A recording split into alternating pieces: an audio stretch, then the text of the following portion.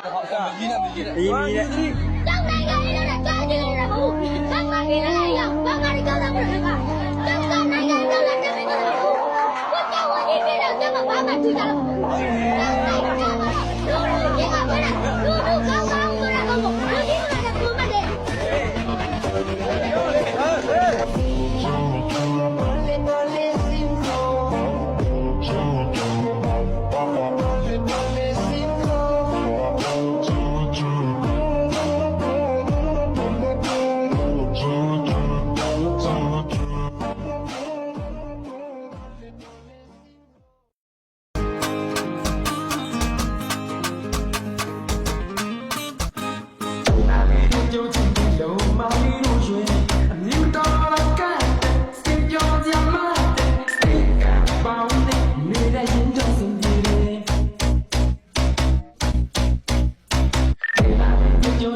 We're not